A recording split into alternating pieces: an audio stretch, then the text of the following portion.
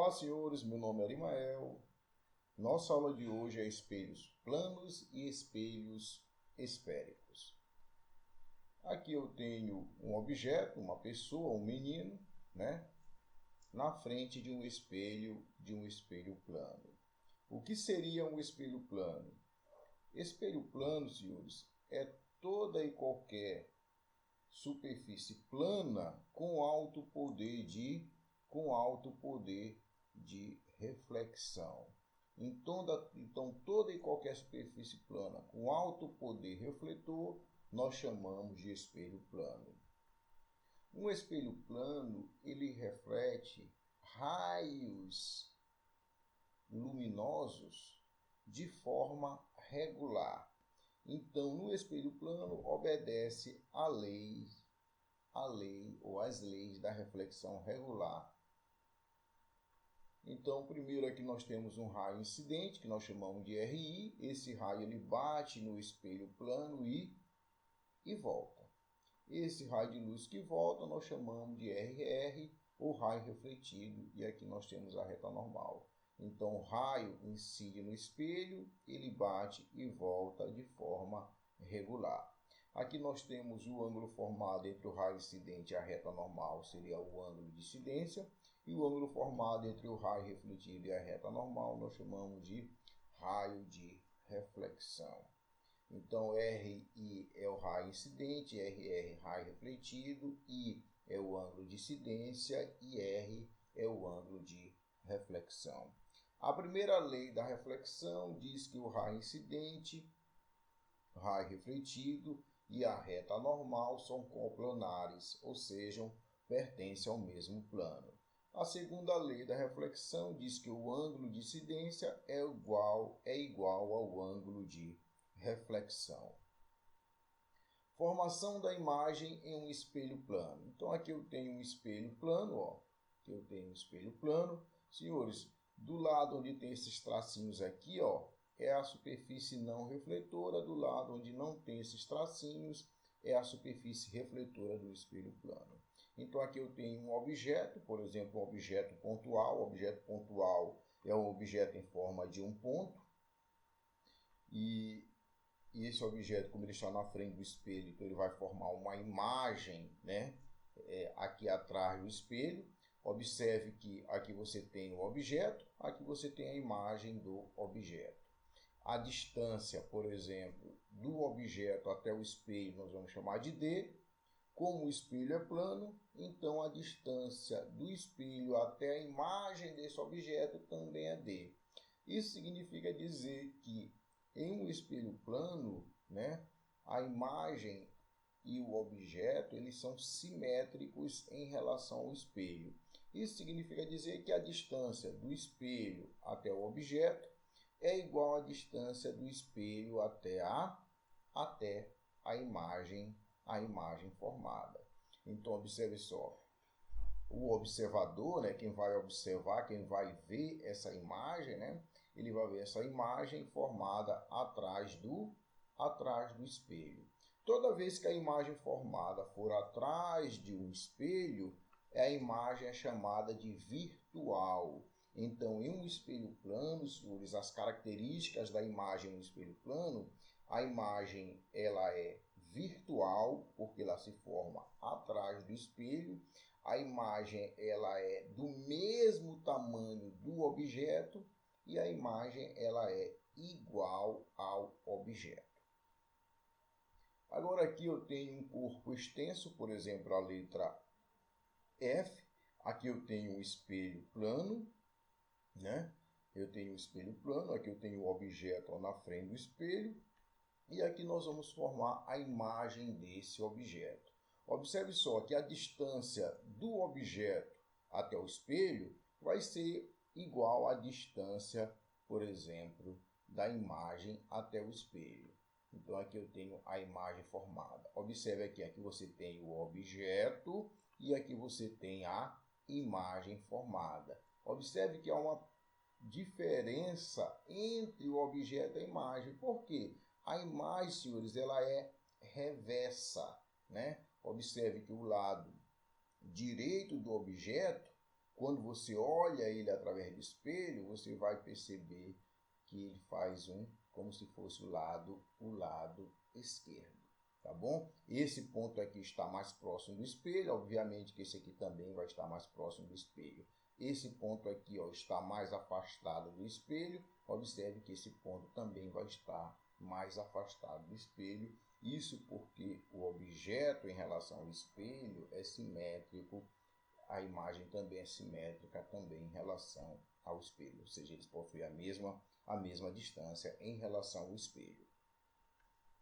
Vamos lá, associação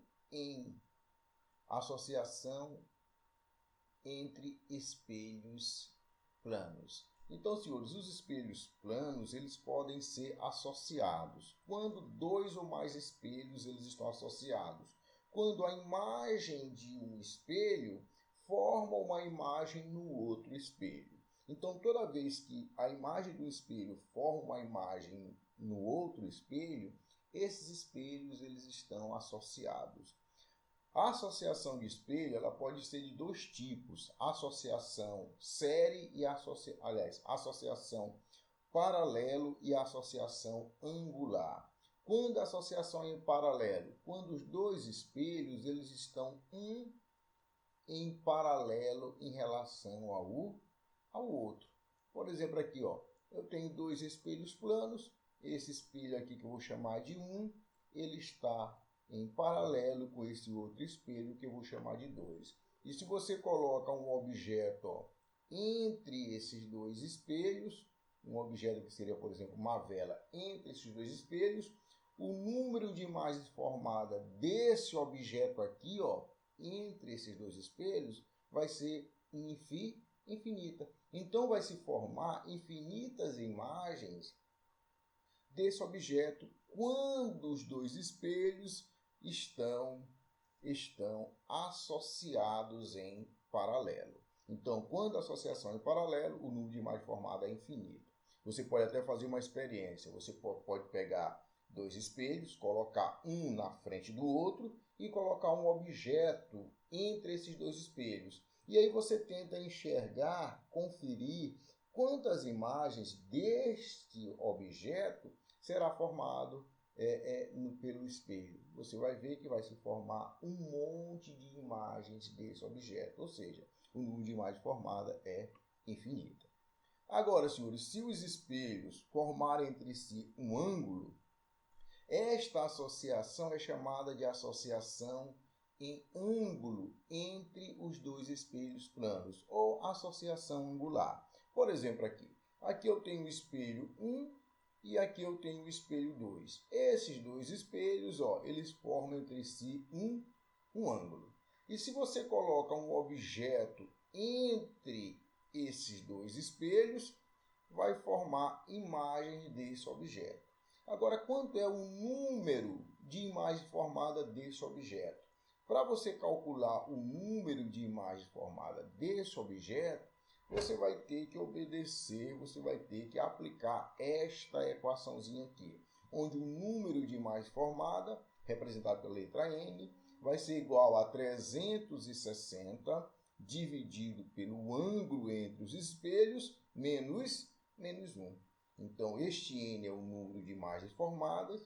Esse ângulo aqui que nós chamamos de alfa é o ângulo entre os espelhos. Então, o número de imagens formada, 360, dividido pelo ângulo entre os espelhos, menos 1. Por exemplo, senhores, aqui eu tenho dois espelhos, né?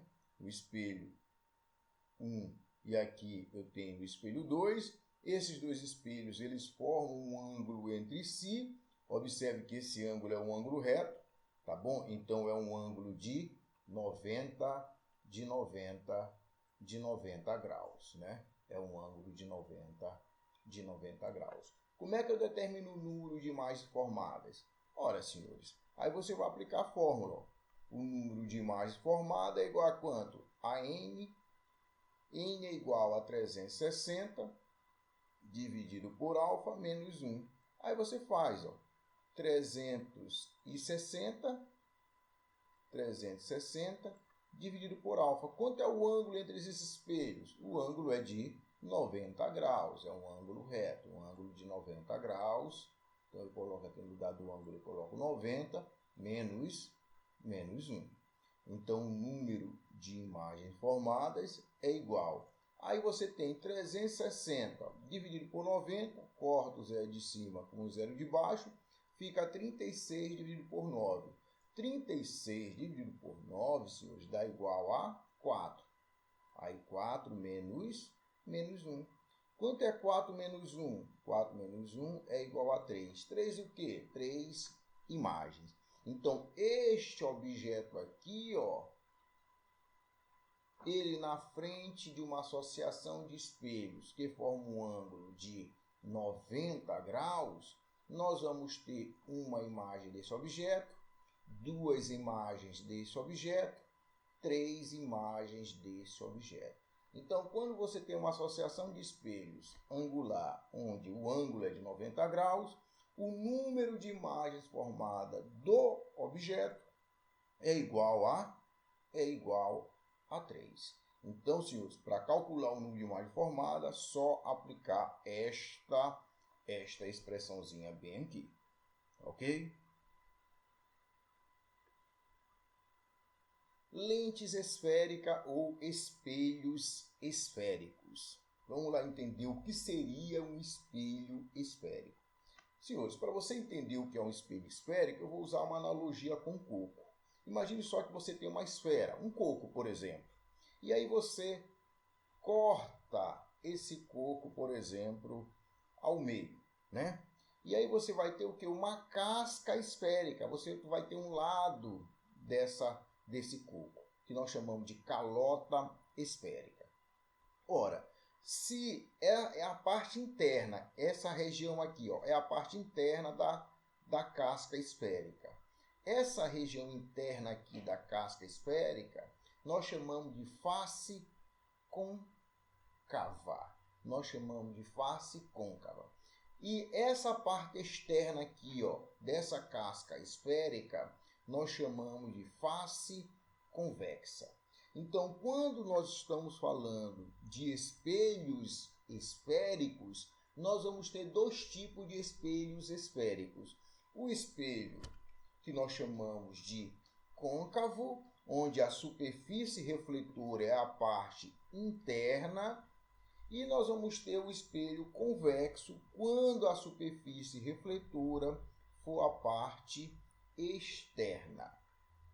Para a gente começar a estudar os espelhos esféricos, nós precisamos conhecer alguns elementos desse espelho. Então, aqui, por exemplo, eu tenho um espelho esférico. O espelho esférico sempre vai possuir um centro, que seria o centro da esfera, representado pela letra C. E aqui você vai ter o vértice do espelho.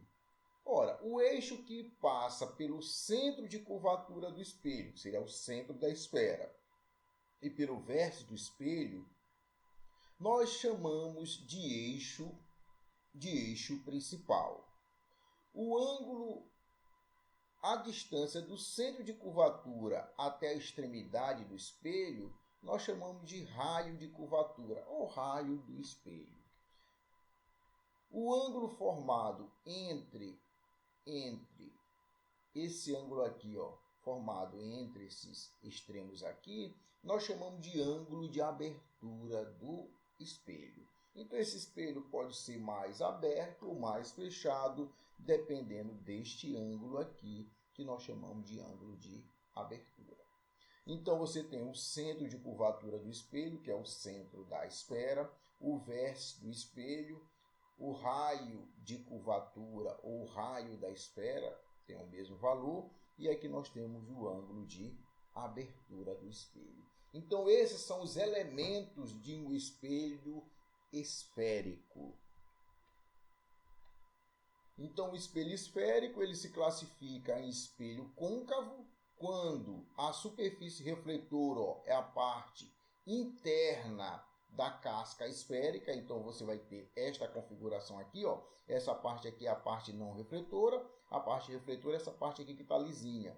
Então, quando a luz é refletida por a parte interna da calota esférica, o espelho é chamado de côncavo. Quando a superfície refletora é a parte externa, ó, a parte externa é essa aqui, ó, da calota esférica, o espelho é chamado de convexo. Senhores, preste atenção nisso. Espelho côncavo e espelho esférico. Vamos lá. Espelho côncavo. Aqui eu tenho o espelho côncavo, a superfície refletora é a parte interna da calota esférica, que você tem, ó, o vértice do espelho, aqui você tem o eixo de curvatura, aqui você tem o foco, isso aqui, ó, é o eixo principal. Como é que eu faço para determinar o foco de um espelho esférico? Senhores, o foco do espelho esférico você encontra fazendo o seguinte procedimento.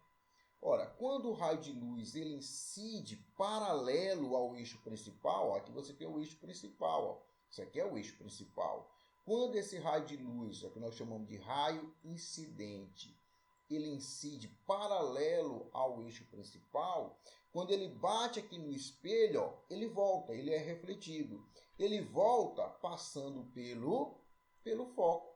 Esse raio que volta, ó, nós chamamos de raio de reflexão ou raio refletido. Aqui eu vou ter outro raio de luz, ó, bate no espelho e volta passando pelo foco. Outro raio de luz bate no espelho passando pelo foco. Então esse ponto de convergência aqui, ó, seria o foco do espelho. Ponto de convergência, senhores, é o ponto onde os raios refletidos eles se cruzam. Então, aonde os raios refletidos se cruzam, seria o foco do espelho. Nesse caso aqui, ó, do espelho côncavo. Agora, no espelho convexo é a mesma coisa. No espelho convexo, ó, a superfície refletora é essa parte externa aqui, ó. Então, o raio de luz, ó, bate no espelho, ele bate no espelho e faz o quê? Ele volta. Ele bateu aqui, ó, e voltou. Ele bateu aqui, ó, e voltou. Ele bate aqui, ó, e volta.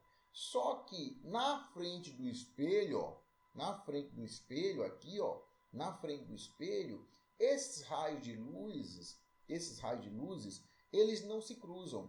Mas os seus prolongamentos, ó, eles se cruzam nesse ponto bem aqui, ó. Então, esse ponto aqui, ó, atrás do espelho, seria o foco. Isso para um espelho convexo. Isso para um espelho convexo.